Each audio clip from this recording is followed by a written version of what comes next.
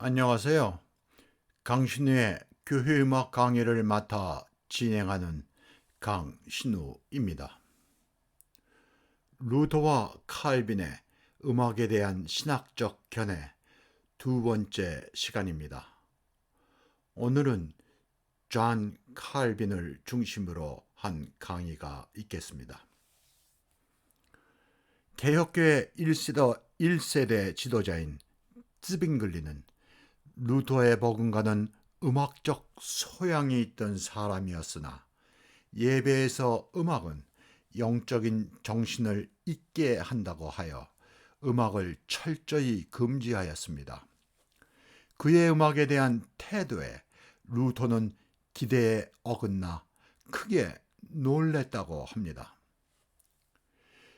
교회에서 다성음악 사용에 대한 질문에 즈빙글리는 가정에서 즐기라고 하였다고 합니다. 그가 카펠 전투에서 전사하고 다음 세대 지도자가 칼빈입니다. 칼빈은 프랑스 태생으로 프랑스 궁정에서 궁녀들이 세속곡조의 운율 시편을 맞춰 부르던 것에 영향을 받았으리라 추측됩니다. 당시의 궁녀들이 세속곡조의 운율 시편을 맞춰 부르는 것이 유행하였는데 세속적인 노래를 부르는 것보다 건전하다 하여 장려하였다고 합니다. 유럽 궁정의 궁녀들은 귀족의 딸이나 아내들로 학식을 갖춘 그 시대의 엘리트 여성들이었습니다. 칼빈은 성서에 있는 찬송들에서 시편을 중심으로 이를 찬송가 형식의 운율 시편가로 만들어 예배에서 악기의 도움 없이 멜로디만 회중이 부르도록 하였습니다. 이것이 우리에게 알려진 제네바 시편가입니다. 칼빈의 제자인 존 녹스가 스코틀랜드 장로교를 시작하였고 장로교가 스코틀랜드의 국가교회가 되었으며 영어로 쓰여진 스코틀랜드 시편가가 시작되었습니다. 잉글랜드는 피의 메리 여왕의 신교도 탄압으로 제네바로 피신하였던 청교도들이 그녀가 죽고 신교도인 엘리자베스 여왕이 즉위하자 영국으로 돌아왔습니다.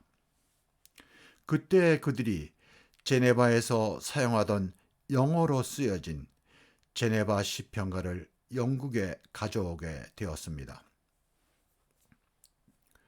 그 뒤에도 오랫동안 영국 교회들에서는 시편가가 예배에서 불려졌습니다.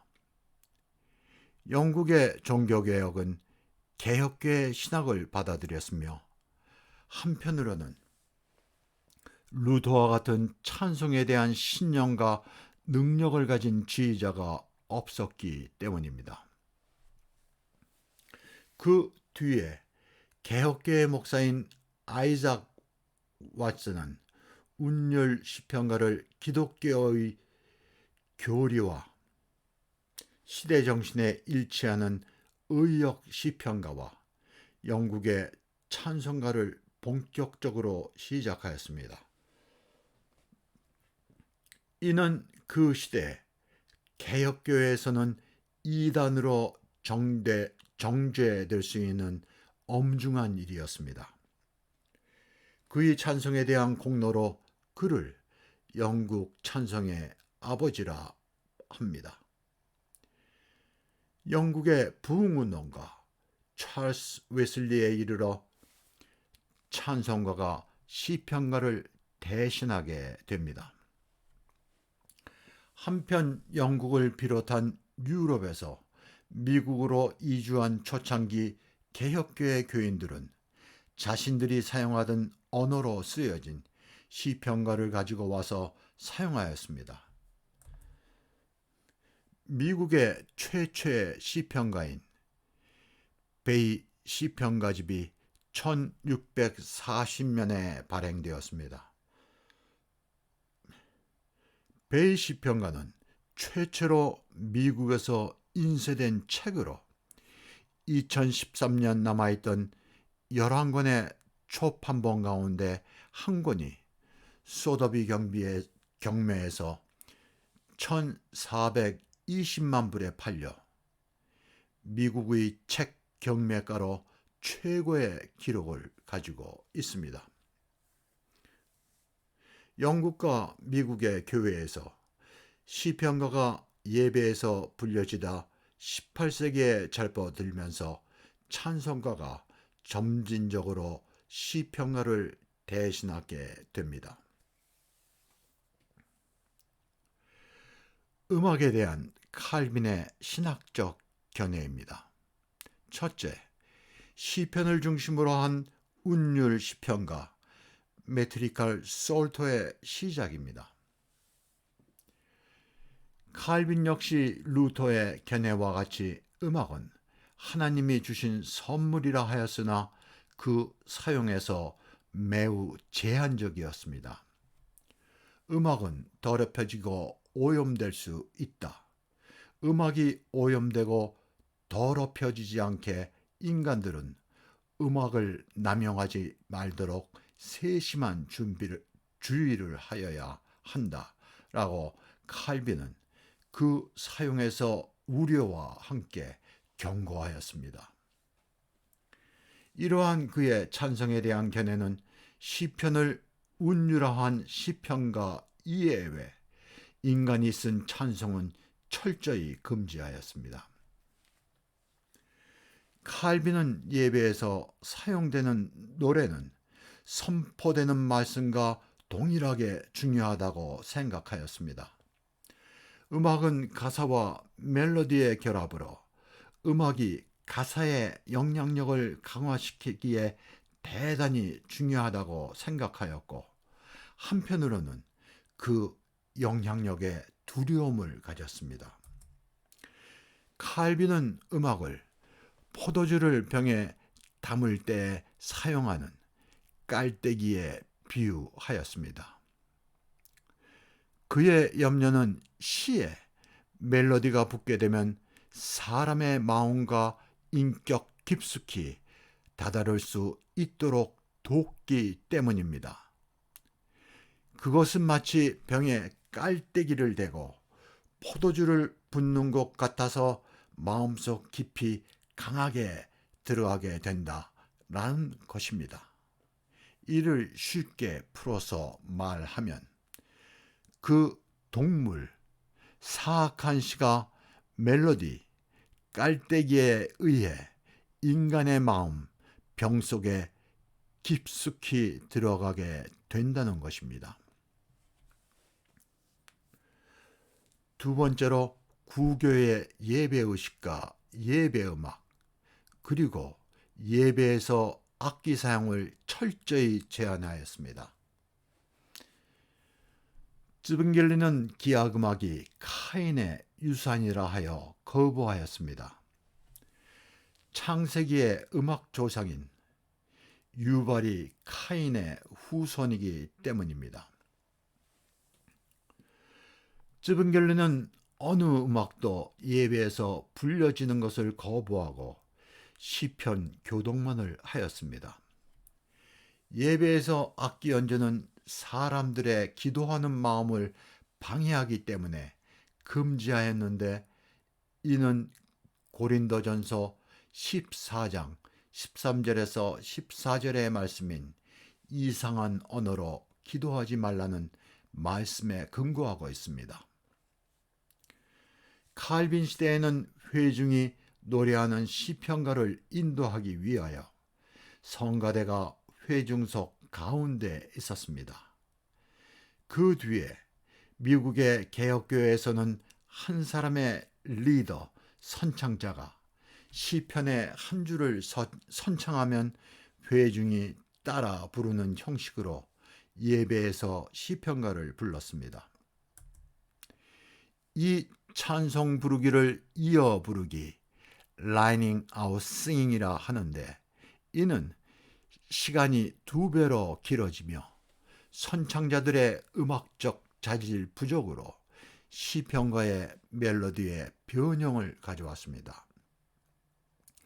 이러한 가운데 미국에서 18세기 초 회중을 위한 가창학교 싱잉 스쿨 운동이 뉴 잉글랜드 지방을 중심으로 찬송 교육이 시작되었습니다. 칼빈이 교회에서 시편과 이예외 다른 음악을 허락하지 않은 것은 예배를 통하여 하나님께 드릴 수 있는 가장 거룩하고 하나님의 위엄에 가장 적합한 음악이 시편을 노래하는 것이라 생각하였기 때문입니다. 칼빈에게 음악은 하나님의 위엄, 존귀와 영광에 합당한 것이 선택되어야 하며 자기 도취나 흥분을 위한 것, 육체적인 반응을 꾀하는 음악은 바람직하지 못한 것입니다. 다음은 칼빈의 시편가를 부를 때 태도에 대한 가르침입니다. 노래는 마땅히 심중에서 나와야 하며 지적으로 노래하여야 한다.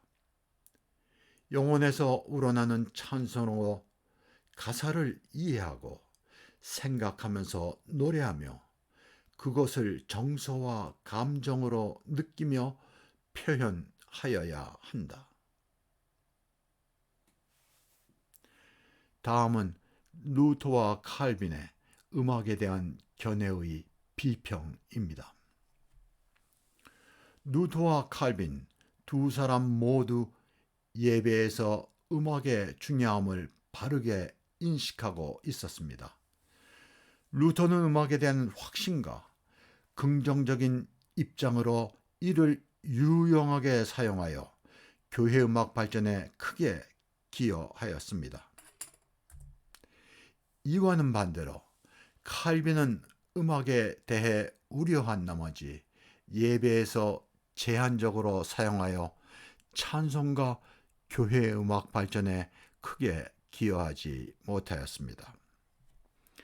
개혁교회는 종교개혁 당시에 카톨릭 교회로부터 과격한 개혁을 추진하여 교회 문화와 전통에서 일부 단절을 느낄 수 있는 것이었습니다.